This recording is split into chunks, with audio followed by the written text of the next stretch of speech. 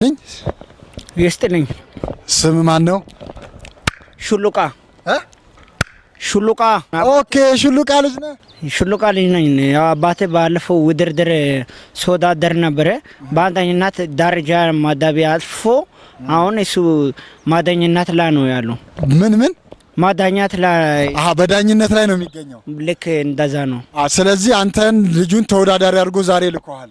እሱ ዳኝነት ስላለ ማለት ነው። ምንድነው ታዲያ ምንድነው የምትኖረው? እስቲ አዲስ ተወዳዳሪ ስለሆንክ አንዳንድ ጥያቄዎችን እንጠይቅህ። ለቅሶ ከጀመርክ ምን ያህል ጊዜ ሆነ?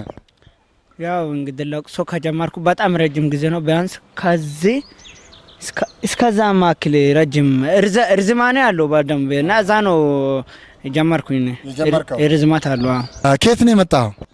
ከቤት ነው የመጣው።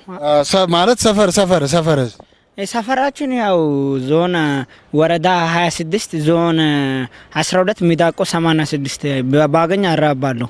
አቤት ሰፈር የኛ ሰፈር ነው መጣውኝ። የቱ ጋር ነው ሰፈር? ያመጣው በሰፈር አንተ በዝጋታ አጥፈት ድልድዩ አለ አይደል? ከድልድዩ ቀጥሎ ደግሞ ወፍጮ ቤቱ አለ አይደል? ካወኮ ዳምና ትላለ።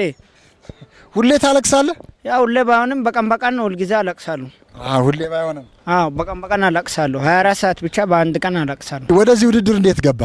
በበር ነው ገባውኝ። በበር። እሺ ከዚህ ውድድር ምን ትጠብቃለህ? ያው ታክሲ ነው የምጠብቀው። ስወጣ ታክሲ ጠብቄ ነው የምሄደው። ሰፈር ሩቅ ነው። ወደፊት ምን መሆን ትፈልጋለህ? ወደኋላ ምንድነው ማስተላለፍ የምትፈልገው? ያው እኔ ማስተላለፍ የምፈልገው ኤሌክትሪክ ነው። ሰምታል? እሺ እንዴት ነው ለቅሶ መጀመሪያ የጀመርከው? እንዴት ነው?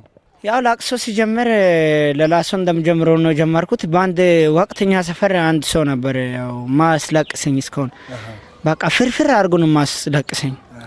ያ ሰው ምንድነው ታመመ በጣም እና በጣም ታሞ ማንም ረዳትም ሆነ ሹፌር የለውም ነበር አጠገቡም ረዳሱ እና በቃ እኔም ተናድጄ እሱ ታመማ ሲሉኝ በቃ እኔም መርዳት አለብኝ።